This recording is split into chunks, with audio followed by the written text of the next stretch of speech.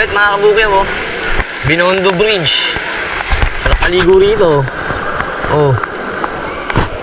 Ligo eh, no? Malalim kaya to. So yan yung mga kainan sa gabi oh. Yan yung mga tent na yan. Ako si Yani, dating kusinero, ngayon naging isang full-time dog breeder. Hilig ko ang magluto, ganoon din ang pag-aalaga ng mga aso. Pero ang isa sa mga nagpapasaya sa akin, ang magmotor at pumunta sa magagandang lugar. Kaya tara, samahan niyo ako.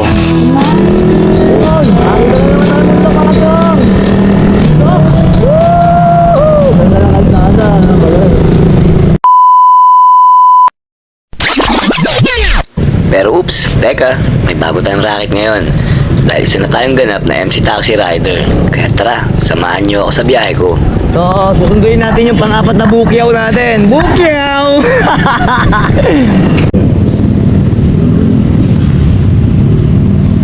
Morning mga kabukyaw. So, maaga tayong babiyahe ngayon. Bali, 5:40 ng umaga.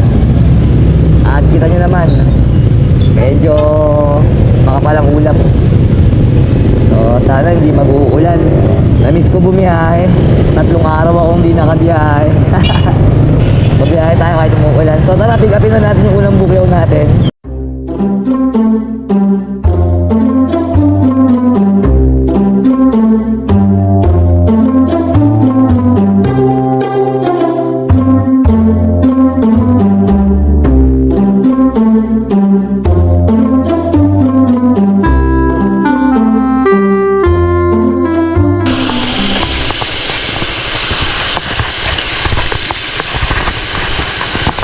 Sige, sir.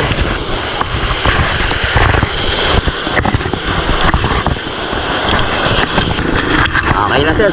Thank you, thank you. Apo. Sige, sir. Ingat ka rin.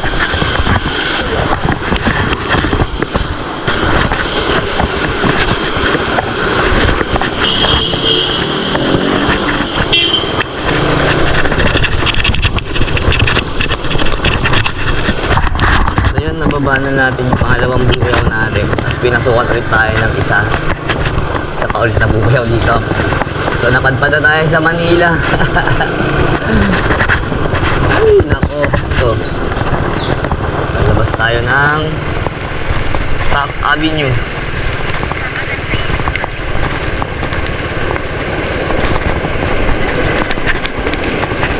Lalabas tayo ng Taft Avenue. So ayun, balitaan ko kayo mamaya kung makakuha tayo ng incentives. Sa 7 rides, 60 pesos. Tapos yung 10 rides, 200 pesos. So bali ito, pangatlo na natin. Time check, 6:24. So sana makuha natin. Tara, let's G. Third bukyaw. May pumasok sa akin na booking 7 minutes away. So kinuha ko pa rin siya. Alam niyo kung magkano lang siya? 40 pesos. So kinuha ko pa rin siya kasi nga hinahabol natin yung incentives na 10 rides. Sana makuha natin yung 10. Yun yung target ko ngayon. So 7 minutes away yung pick up ko sa kanya. Layo. Okay lang yun kasi pang-apat na bukyaw na natin to. So ang oras pa lang naman 6:43. So sino ba to? Tingnan natin. Ma'am Ayen. Okay ma'am. Kayo nga po. Shortcut nyo.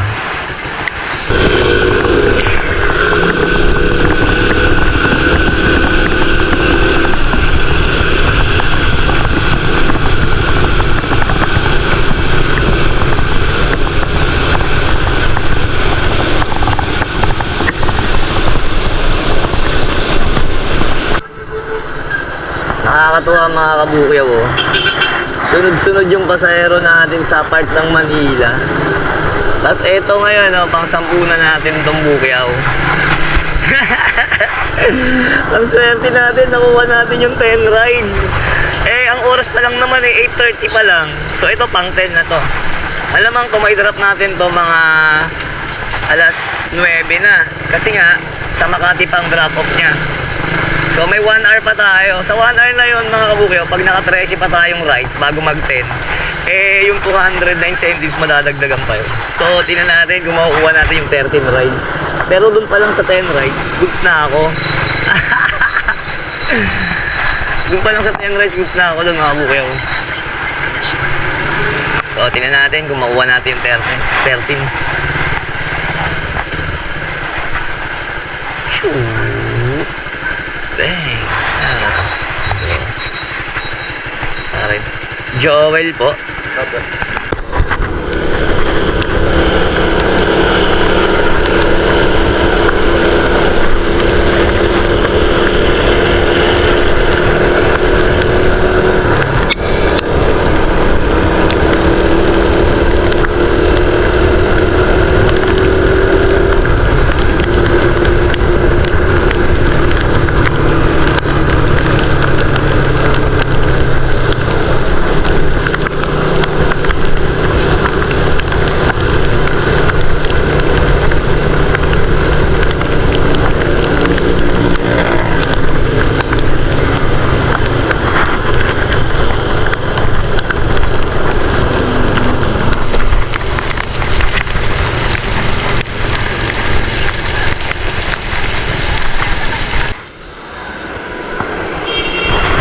Ulit mga kabukyo mo.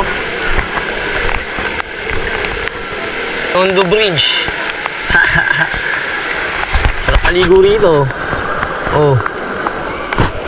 Ligo eh. Malalim kaya ito. Ay, malalim to. Solid oh. Tambay muna tayo konti rito habang waiting ng booking. So yan yung mga kainan sa gabi oh. Yan yung mga tent na yan. Dami estudyante. Inuulan yung biyahe ko pero okay lang, goods lang. Tara na, let's G.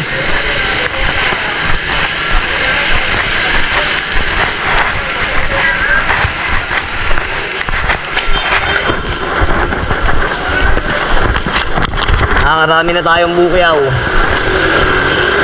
11 na ata o 12. Oh, waiting pa tayo ng masusunod na parating na bukyaw.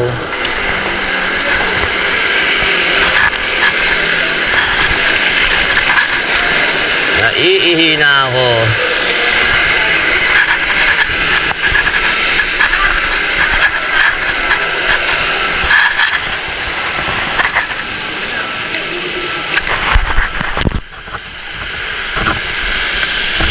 Silip lang tayo rito mga kabukyaw. Oh, ano to? Solid oh. Post office building oh. Sa tapat natin. Ganda rin dito sa Manila eh, no? Punong-puno siya ng istorya. Solid.